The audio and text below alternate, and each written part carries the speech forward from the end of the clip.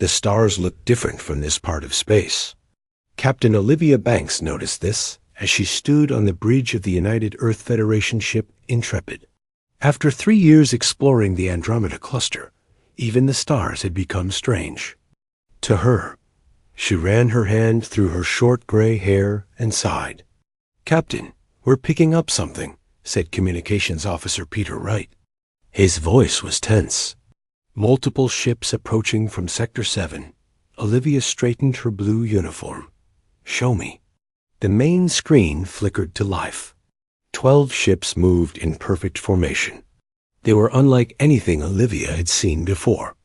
Their hulls seemed to shimmer with an inner light, changing color slightly as they moved. "Are they responding to our standard greeting?" Olivia asked. "No, ma'am," Peter replied. "Wait, incoming transmission now." The screen changed to show what could only be described as an insect-like being. It had a hard outer shell that glittered like diamonds. Multiple compound eyes studied them, and delicate wings occasionally fluttered behind its back. "Greetings, Earth vessel," the being said. Its voice was surprisingly musical through the translator. "I am High Commander Vexala of the Zellorian Dominion. You have entered space under our protection." Olivia stepped forward. "I am Captain Olivia Banks of the United Earth Federation ship Intrepid. We are on a peaceful mission of exploration. We are unaware this region was claimed by any civilization." The alien's mandibles clicked together. "Your ignorance is noted, but irrelevant. The Zellorian Dominion has ruled 17 star systems in this cluster for over 2,000 years. Your presence here is ... unexpected." Lieutenant Jack Miller stood at his tactical station, watching the exchange carefully. At 32, he was younger than most officers of his rank, but his quick thinking had earned him his position. He studied the alien ships on his display. Their technology was clearly far beyond Earth's. "We welcome the opportunity for peaceful contact," Olivia said. "Perhaps we could meet to discuss—" "Yes," Vexala interrupted. "A meeting would be informative. Prepare your shuttle bay to receive my transport in 1 hour. I will bring a small security detail. You may have the same." The screen went dark before Olivia could respond. "Well," she said, turning to her crew, "it seems we have visitors coming. Lieutenant Miller, assemble a security team. 5 officers, standard protocols." "Yes, Captain," Jack replied. 1 hour later, the Zellorian shuttle arrived. It made no sound. As it landed in the Intrepid's bay, the doors opened, and Vesiala emerged with 4 guards. In person, the Zellorians were even more striking. They stood nearly 7 feet tall, their crystalline exoskeletons catching the light and breaking it. Into rainbows. Olivia stepped forward with Jack and 3 other officers behind her. "Welcome aboard the Intrepid, High Commander." Vexala's head tilted slightly. "Your vessel is ... adequate. Primitive by our standards, but adequate." Jack felt his jaw tighten, but kept his face neutral. "Please, follow me to our conference room," Olivia said smoothly. As they walked through the corridors, Vexala observed everything with her compound eyes. Crew members stopped to stare as the procession passed in the conference room. Olivia offered seats around the large table. The Zellorians remained standing. "We do not sit as you do," Vexala explained. "Please do not concern yourself with our comfort." Olivia nodded and sat down with her team. "We're eager to learn about your civilization, High Commander. The United Earth Federation values peaceful contact with new species. How many worlds does your federation encompass?" Vexala asked. "We have colonized 11 planets across 3 star systems," Olivia answered proudly. A sound like tiny bells came from Vexala. It took a moment for the humans to realize she was laughing. 11 planets, how quaint," she said. "The Zellorian Dominion includes 143 worlds." Jack leaned forward slightly. "Quality over quantity," Commander. Earth has faced many challenges in its history. We've learned to build carefully and sustainably. Vexala's attention shifted to Jack. And you are? Lieutenant Jack Miller, Tactical Officer. A warrior, then, Vexala said. Interesting. Your species is physically weak compared to most spacefaring races we've encountered. Yet you've managed to spread beyond your home world. We compensate in other ways, Jack replied evenly. Indeed. Vexala turned back to Olivia. Captain Banks, we have studied your vessel since you entered this region 3 days ago. Your technology is interesting, but limited. Your warp drive is inefficient. Your weapons would be useless against our shields. Olivia maintained her diplomatic smile. We're not here to compare military strength, Commander. We're explorers. Explorers who will soon find boundaries, Vexala said. The neighboring systems are under Zalorian protection. They contain resources vital to our civilization. Your kind lacks the necessary qualities to thrive in this region of space. The room grew tense. One of the Zalorian guards shifted position, causing Security Chief Alan Foster to rest his hand on his sidearm. With respect, Olivia said carefully, humanity has a long history of adapting to new environments. We don't seek conflict, but we won't be easily deterred from peaceful exploration. Vexala's wings fluttered. Your confidence is misplaced, Captain. We have encountered many species in our history. Those who resisted Zalorian guidance did not survive long. Jack stepped forward despite protocol. Is that a threat, Commander? Olivia shot him a warning glance, but Vexala seemed amused. Not a threat, Lieutenant Miller. A simple statement of fact. Your biological limitations are clear. Your minds work slowly. Your bodies break easily. Your lifespans are brief.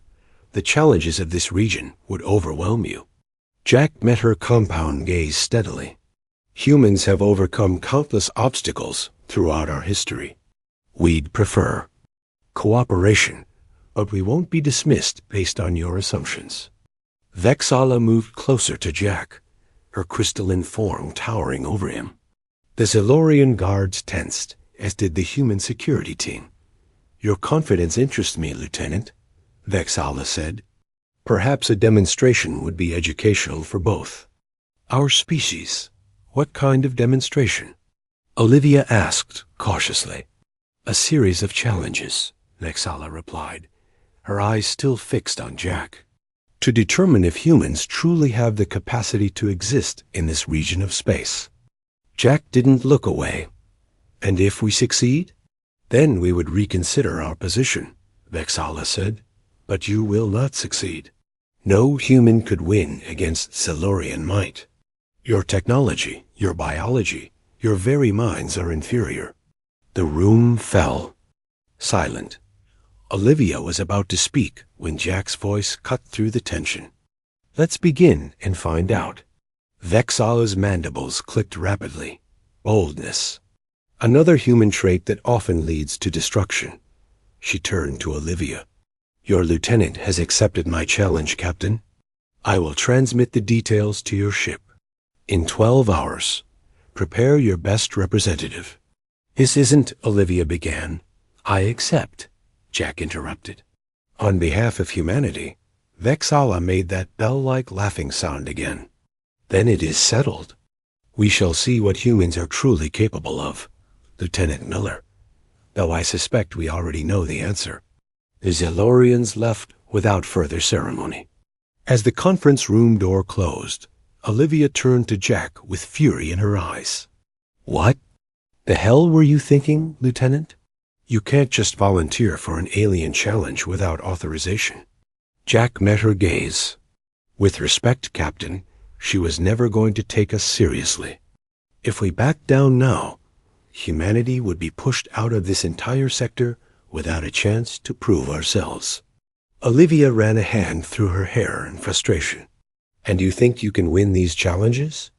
Against a species that's clearly technologically superior? Jack smiled slightly. No idea, but I think they've underestimated what humans can do. And that's always been our advantage. 7 days passed since the meeting with Vexala. The crew of the Intrepid waited nervously for details about the challenge. Captain Olivia Banks had sent messages to Earth Command, but they were too far from home to receive quick replies. On the morning of the 8th day, a transmission arrived from the Zalorian flagship. "Put it on screen," Olivia ordered, standing from her captain's chair. Vizala's crystalline form appeared. "Greetings, Captain Banks.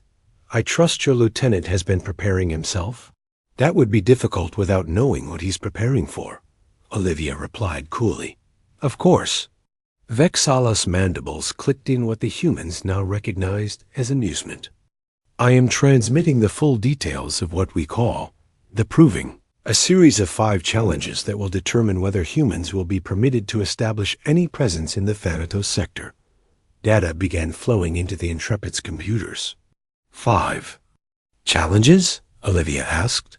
"Yes, each designed to test different aspects of capability," Vexala explained. "If your representative fails any 3 challenges, your species will withdraw from this region immediately. If, by some unlikely circumstance, he succeeds in 3 or more, we will permit limited human activity under Zalorian supervision." Jack stepped forward to stand beside Olivia. "And if I win all 5? The bell-like laughter came through the speakers. "Then, Lieutenant Miller, your species would earn equal standing with the Zalorian Dominion in this sector. But that outcome is, of course, impossible." "We'll see," Jack said simply. "Indeed we will. The first challenge begins tomorrow at what you would call dawn. My shuttle will collect your representative. He may bring 1 advisor." Vexala's compound eyes seemed to glitter. "Rest well, Lieutenant. You will need your strength." The screen went dark. Olivia immediately called a meeting in the strategy room. Jack sat at the table with Science Officer Diane Rodriguez, Security Chief Alan Foster, and Medical Officer Nicole Peters. Diane displayed the challenge parameters on the main screen. "The Zalorians have designed these challenges to exploit what they believe are human weaknesses," she explained, her brown eyes scanning the data. "Each one seems specifically crafted to favor Zalorian biology." "Tell us about them," Olivia said. Diane nodded. "The first challenge takes place on SciFiPrime's northern continent. The atmosphere there contains elements toxic to humans but harmless to Zalorians. Contestants must climb to the summit of a mountain while solving complex equations that will be transmitted directly to their neural interfaces." "Neural interfaces?" Nicole asked, concerned. "We don't have that technology. They're providing a basic version compatible with human physiology," Diane explained. "But their version will be much more efficient." "What are the other challenges?" Jack asked. Diane continued reading. "The second is sensory precision, identifying molecular compositions in complete darkness. The third is tactical, commanding drone squadrons through an asteroid field. The fourth tests physical endurance in changing environments. And the fifth, double quote."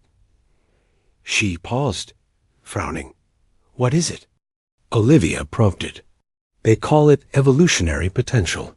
The details are vague, but it involves some kind of neural integration with their technology." The room fell silent for a moment. "They've stacked the deck," Alan said, breaking the silence. His muscular arms crossed over his chest. "Each challenge favors Zalorian biology. They have enhanced senses, exoskeletons that protect them from extreme environments, and their brains process information faster than ours." Jack had been quiet, studying the data on his tablet. "They think our adaptability is our greatest weakness," he said finally. "They believe we're jack of all trades, but masters of none." "Aren't they right?" Nicole asked. "They evolved specifically for survival in harsh conditions. We're still using technology to compensate for our biological limitations." Jack smiled. "Slightly. That's exactly why we'll win." They don't understand that our greatest strength isn't in our bodies. It's in how we think. Later that evening, Jack was in his quarters reviewing the challenge data when his communication panel beeped. Lieutenant Miller, you have an incoming private transmission from the Zalorian flagship, the computer announced. Put it through, Jack said, surprised. Visala appeared on his screen. Without her guards present, she seemed somewhat less intimidating, though still alien and powerful. Lieutenant, she said, I hope I'm not disturbing your preparations. Not at all, Commander. What can I do for you? I wanted to speak with you directly, away from your captain and crew. Vexala's wings fluttered gently. You intrigue me, Lieutenant Miller. Your confidence seems genuine, not mere posturing. I appreciate the compliment, Jack replied cautiously. It wasn't meant as one. Vexala leaned closer to the screen. I've studied your species extensively since our first contact. Your history is violent, chaotic. You've nearly destroyed yourselves multiple times, yet somehow you've survived. That's what humans do. But why challenge the Zalorian dominion? We've ruled this sector for 2,000 years. Our technology, our biology, by any objective measure, we are superior. Jack considered his words carefully. Superior in some ways, certainly. But evolution doesn't have an endpoint, Commander. Different environments produce different strengths. The challenges tomorrow may favor your biology, but they don't account for everything humans can do. Such as? If I told you, it wouldn't be a surprise, Jack said with a small smile. Vexala made a sound Jack couldn't interpret. You will fail spectacularly, Lieutenant Miller. But your species' persistence fascinates me. Perhaps after your defeat, you might consider remaining in this sector as my personal study subject. I could learn much about human adaptability. I appreciate the job offer, Commander, but I'll have to get back to you after I win. Vexala's mandibles clicked rapidly. Your humor is another fascinating trait. Sleep well, Lieutenant. Tomorrow we'll test the limits of your human confidence. The screen went dark, leaving Jack alone with his thoughts. At 0500 hours the next morning, Jack met Captain Banks in the shuttle bay. He wore a specially designed environmental suit that Diane and Nicole had worked through the night to modify. Remember, the suit's oxygen supply will last 12 hours, Diane explained, checking the connections. The mountain ascent shouldn't take that long, but we've built in a safety margin.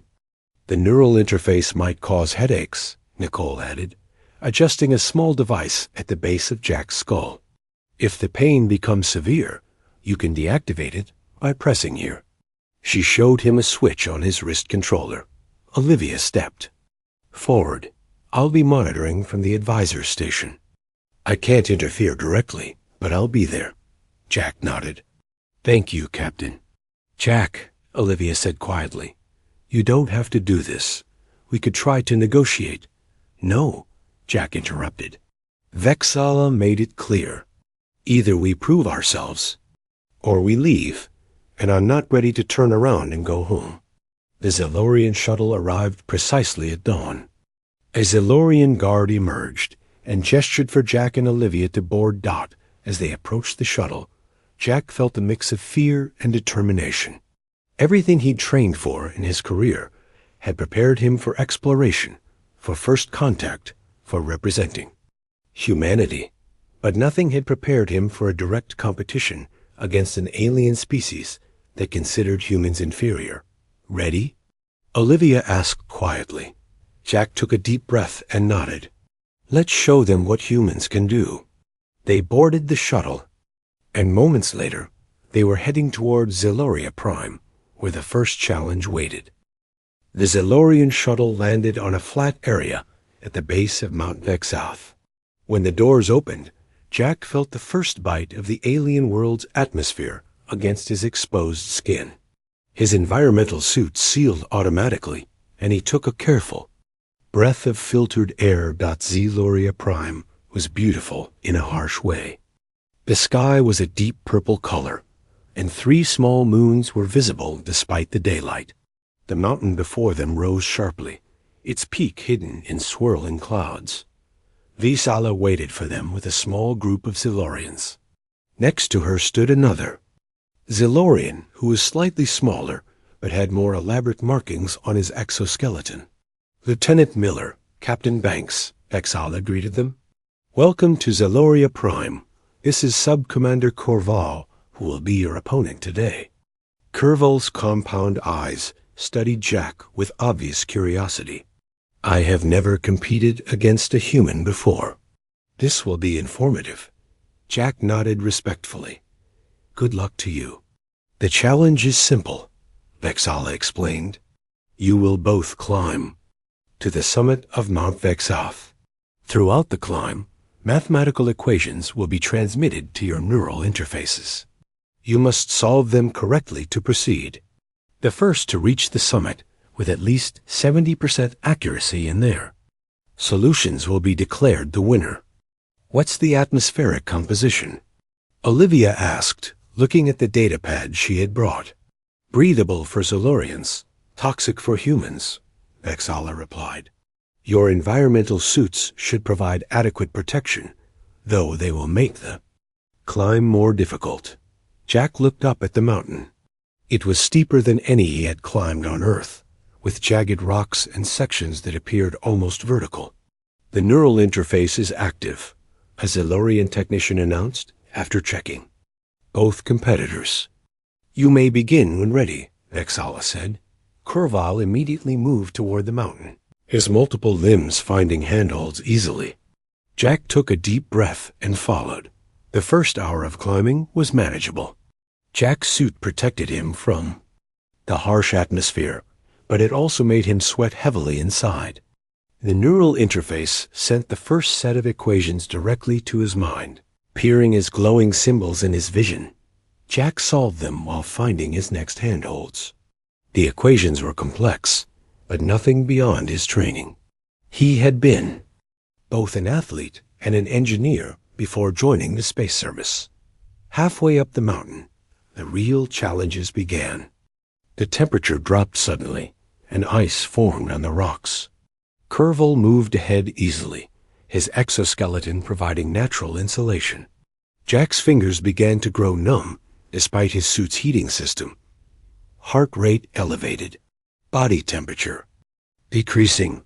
The suit's medical system announced in his ear. Jack, you need to slow down. Olivia's voice came through his communication system. She was watching from an observation platform that hovered near the mountain. Can't, Jack replied, between heavy breaths. Falling too far behind. The neural interface sent another set of equations, more difficult than the last. Jack forced his mind to focus despite the physical strain. He solved them while continuing to climb, using a rhythm he had developed during his training on Earth. 3/4 of the way up, disaster struck. A section of rock crumbled under Jack's weight, and he slid downward, scraping against the sharp stones. His suit tore along one arm, and warnings flashed in his vision. Suit breach detected. Oxygen levels compromised. Jack grabbed desperately at the rocks, finally stopping his fall. He had lost nearly 50 feet of progress. Above him, Corval continued climbing steadily. Jack, are you all right? Olivia's voice was tense with worry. I'm okay, Jack said, though his arm was bleeding where the suit had torn. He quickly applied an emergency seal patch from his belt pouch. Still in the game. Instead of trying to match Corval's path, Jack studied the mountain face. The Zilorian was taking the most direct route, using his superior strength and natural advantages. But there was another way. Jack moved laterally across the mountain face, finding a less steep section. It was longer, but required less raw strength. He remembered mountain climbing techniques from Earth, conserving energy, using the terrain to his advantage. What is he doing? Jack heard Vexala ask through the open communication channel. Adapting, Olivia replied simply. The next set of equations came through the neural interface. Jack solved them while resting briefly in a small crevice, giving his muscles a moment to recover. Then he continued his alternative route. To everyone's surprise, Jack's path began to gain ground. While Curval struggled with an especially steep section, Jack's route bypassed it entirely. The Zellorian spectators buzzed with surprise when Jack came back into view, now much closer to Curval than before. The final stretch of the climb was the hardest. The air grew thinner, and ice covered everything. Jack's breathing was labored, and his muscles screamed with fatigue. The equations became increasingly complex, testing the limits of his concentration. Kier single quotes Val reached the summit first, as expected. But when Jack pulled himself over the final ridge, just 2 minutes later, a shocked silence fell over the Zellorian observers. "Impossible," Curval said, his mandibles clicking rapidly. No human should have survived that ascent. Jack was too exhausted to reply. He lay on his back, gasping for breath, while the neural interface processed his final answers. Results confirmed, the Zellorian technician announced. Sub-Commander Corval. Completion time, 3 hours 14 minutes. Equation accuracy, 93%. Lieutenant Miller. Completion time, 3 hours 16 minutes. Equation accuracy, 87%. Vexala's wings fluttered in what might have been agitation. The Zellorian representative wins. The first challenge as expected. However, she paused, looking at Jack with new interest. The human performed beyond all projected capabilities. Olivia helped Jack to his feet when the observation platform landed on the summit. "You did it," she whispered. "You showed them." "Lost the challenge," Jack said weakly. "But won something more important," Olivia replied. "Their respect." The second challenge took place 2 days later, after Jack had recovered from the mountain climb. This time, they were in a Zellorian laboratory, a large circular room that could be completely darkened. "Sensory precision," Vexala explained to the assembled observers. "Contestants will identify specific molecular compositions by touch alone in complete darkness. Zellorians naturally sense molecular structures through receptors in our exoskeletons. Humans have no such ability." Jack nodded calmly, though inside he felt doubtful. This challenge seemed specifically designed to exploit a biological advantage he could never match. Science Officer Diane had worked through 3 nights to develop a neural feedback glove for Jack. "It's crude compared to Zellorian biology," she had explained during the fitting, "but it will detect subtle vibrations corresponding to different molecular structures." Now, as Jack pulled on the glove, he hoped it would be enough. The lights went out, plunging the laboratory into perfect darkness. Jack heard movement as the first sample was placed before him. "Begin identification," a Zellorian voice announced. Jack ran his gloved hand over the sample. The glove sent faint signals to his brain. Not images exactly, but impressions. Different. Molecules created different patterns of vibration. The first few samples were basic elements: carbon, silicon, iron. Jack identified them correctly, though more slowly than his Zellorian opponent. Then came compounds, then complex molecular structures. By the end of the test, Jack's head ached from the intense concentration. When the lights came back on, he blinked painfully against the sudden brightness. Results confirmed, the Zellorian technician announced. Zellorian accuracy, 100%. Human accuracy, 68%. A clear defeat. Jack accepted it with a nod.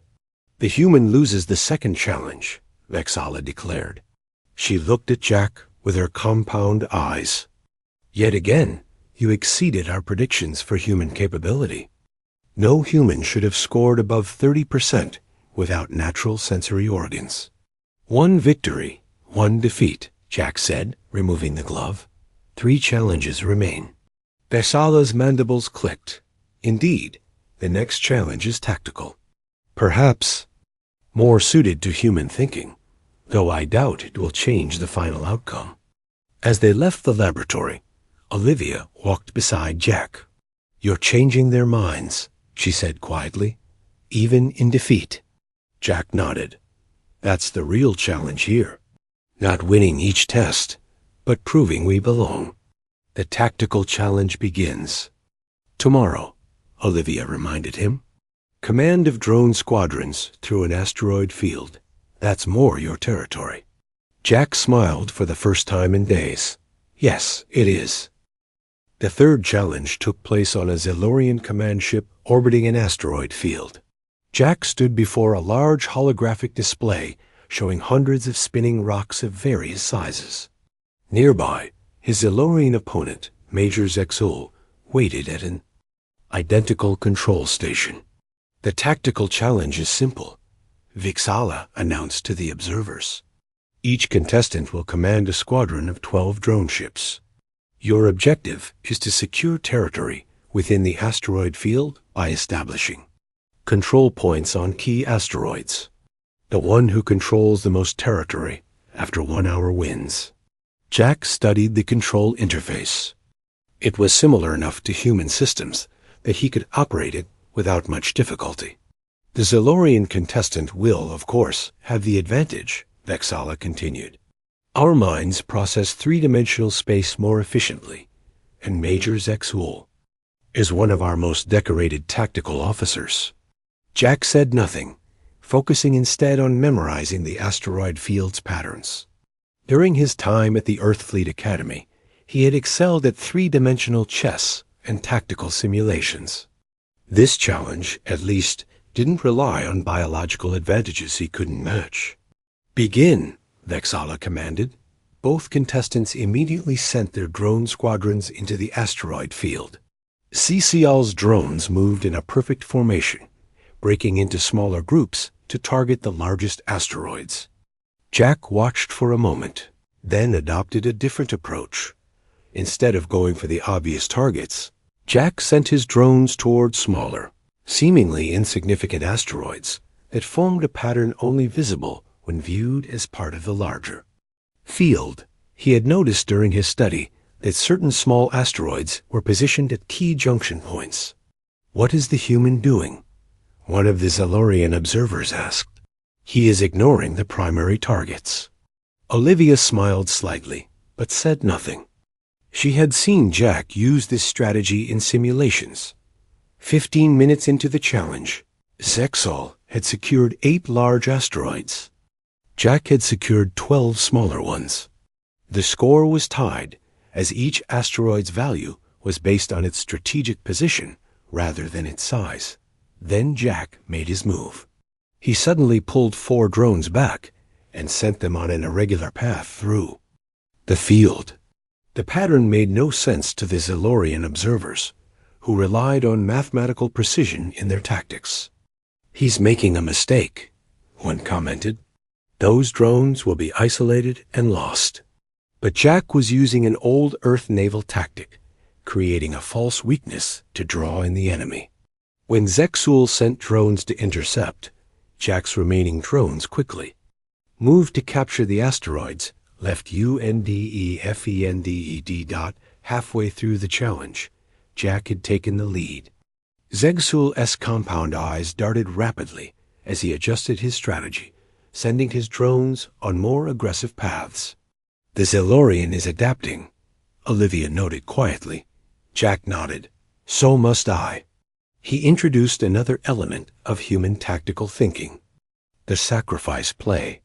He deliberately lost 2 drones to secure a position that allowed his remaining 10 to establish a defensive perimeter.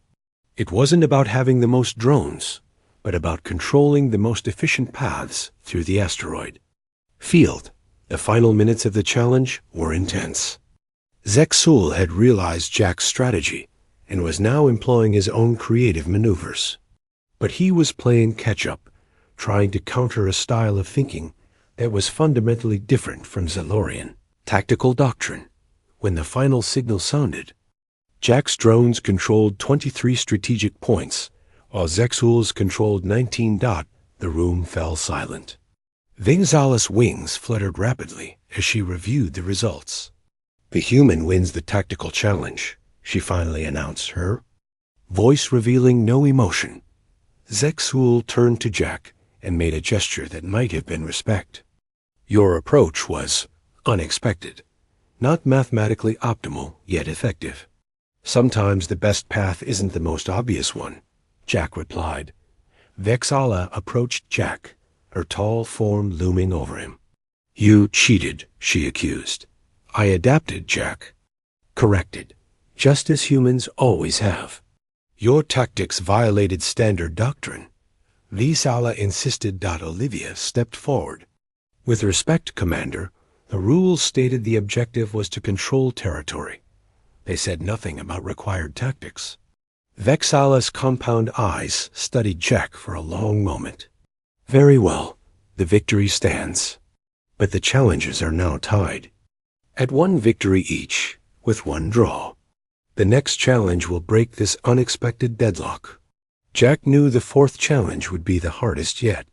Physical endurance in changing environments was something Zellorians were specifically evolved to handle. Their exoskeletons could adapt to temperature shifts, pressure changes, and radiation exposure that would kill a human. The following day, Jack and Major Zexul were brought to a facility containing 2 identical isolation chambers. "The endurance challenge is simple," Vexala explained.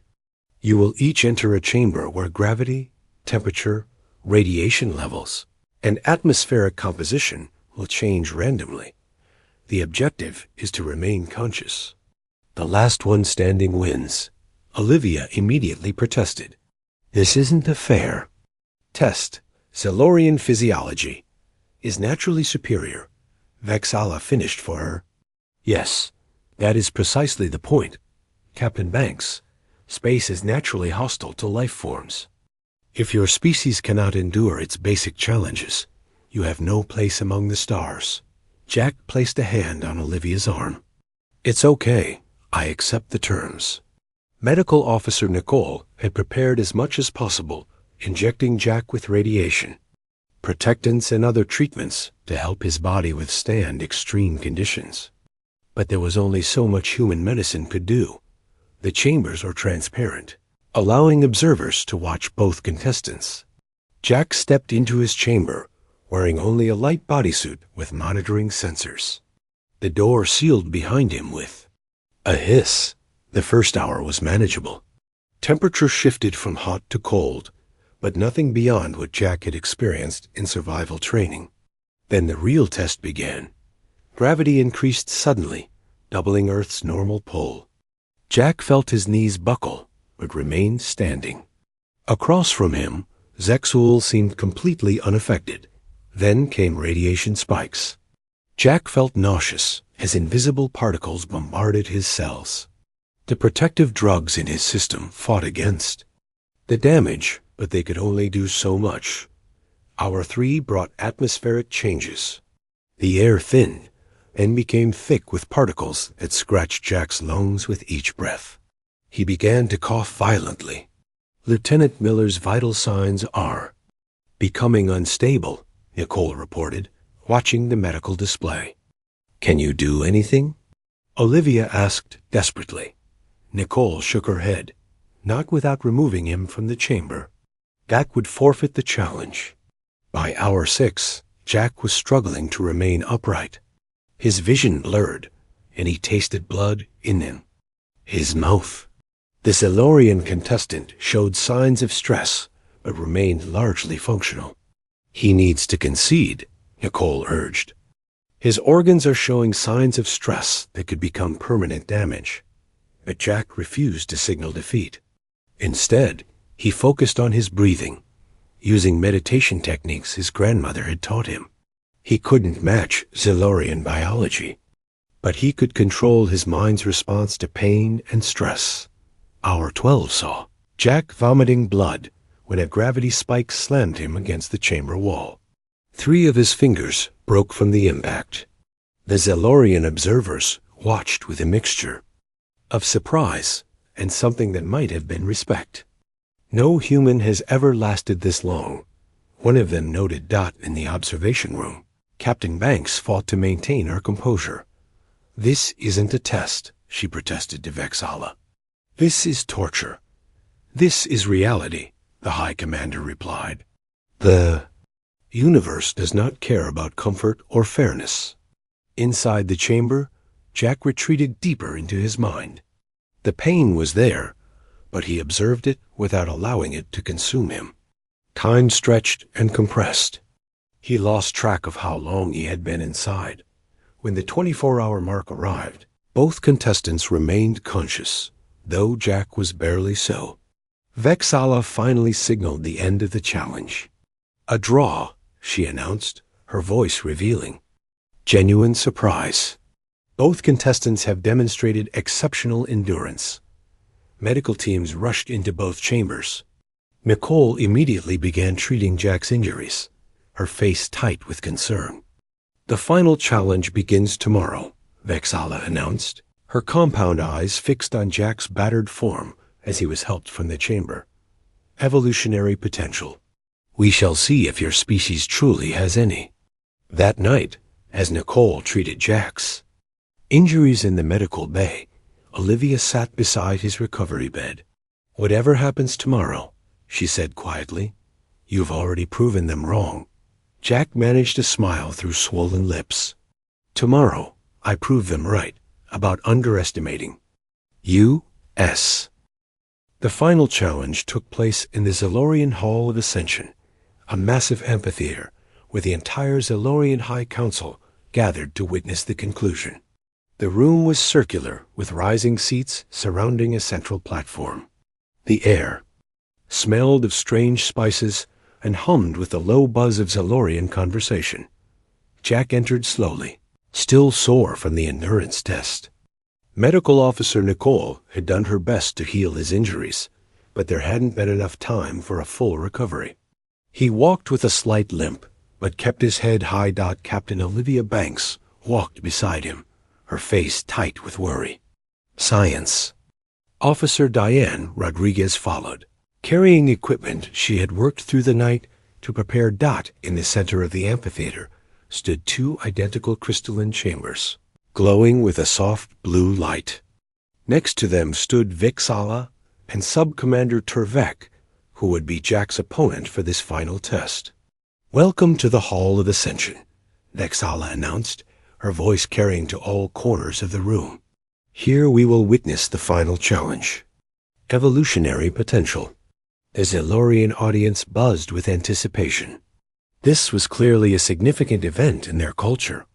"What exactly is this challenge?"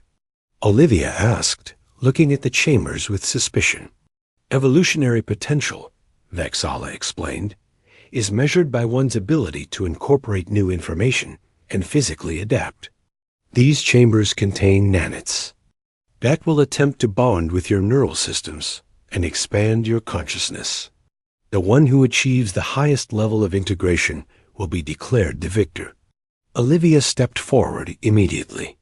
"You're talking about permanently altering Lieutenant Miller's biology.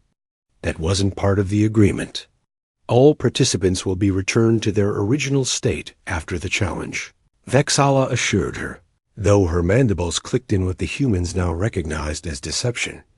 Diane whispered urgently to Jack, "Their nanites are designed for Zellorian biology. I've programmed countermeasures into your neural implant, but I don't know if they'll work. This is dangerous, Jack." Jack nodded slightly. "What are my options?" "The nanites will try to override your neural pathways," Diane explained quickly. "Don't fight them directly. That's what they expect. Try to guide them instead. Think of it as creating channels rather than building walls. Like water flowing around rocks instead of trying to move them," Jack said. "Exactly." Jack stepped forward. "I accept the terms." Vexala's compound eyes studied him. "Your courage is admirable, if misguided." The two chambers were opened, revealing pools of silvery liquid. Jack and Turvak each stepped into their respective chambers. The doors sealed, and a silvery liquid began to rise.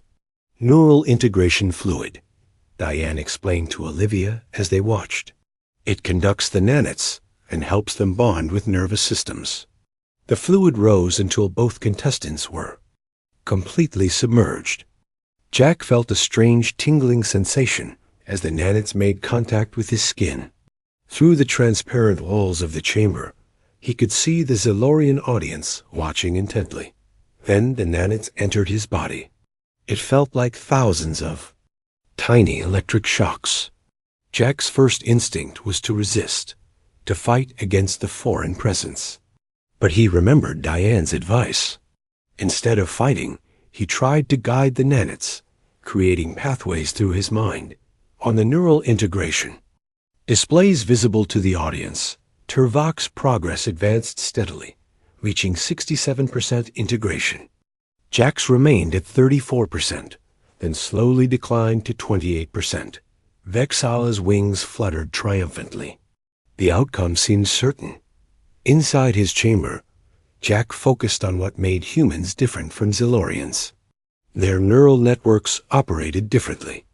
Zilorians processed information linearly, with perfect precision.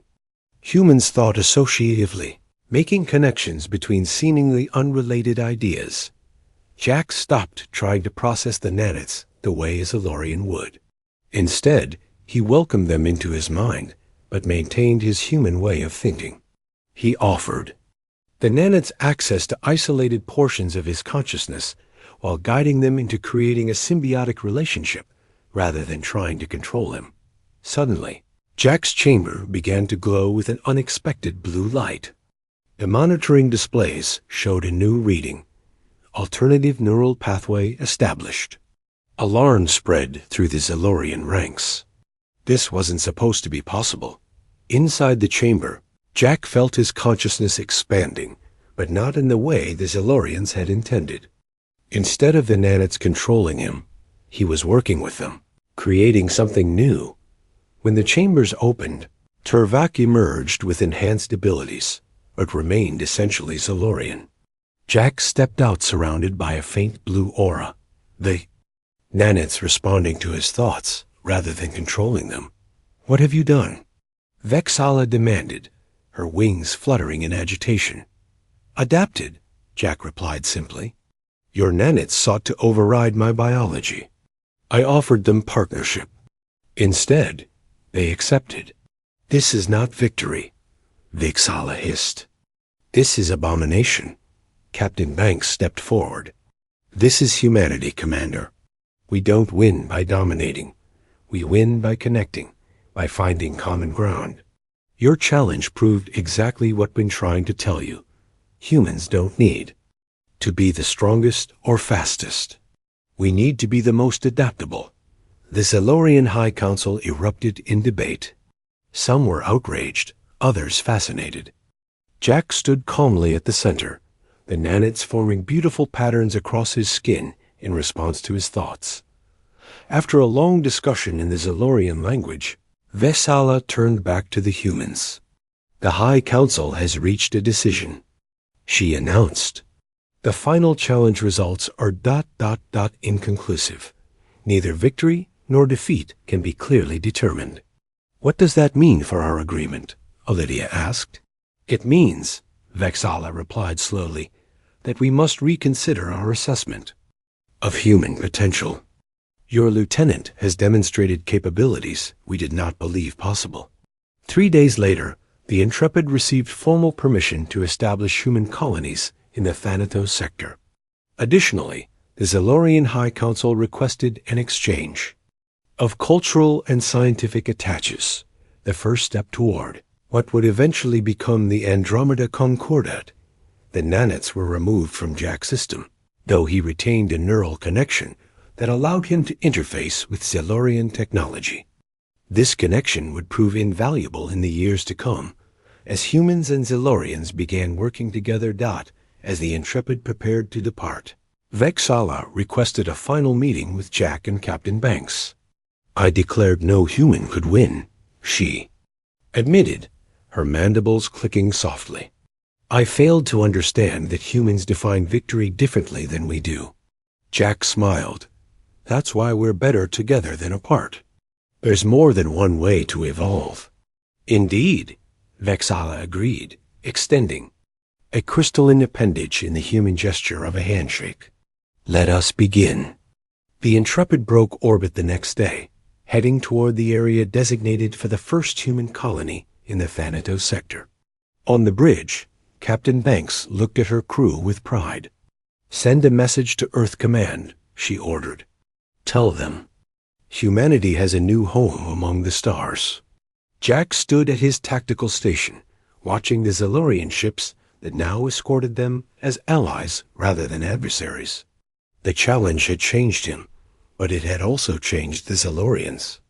Both species had learned something valuable about the true meaning of strength, that it wasn't about who was naturally superior. It was about who could adapt, who could find new solutions to old problems. And in that arena, humanity had proven its worth. Course set, Captain, Jack reported. Ready when you are. Olivia nodded. Take us forward, Lieutenant. We have work to do. The Intrepid moved smoothly into warp, carrying the promise of a new chapter in human history, one where humanity's greatest strength had been recognized at last, not domination, not superiority, but connection, adaptation, and the endless capacity to find another way forward.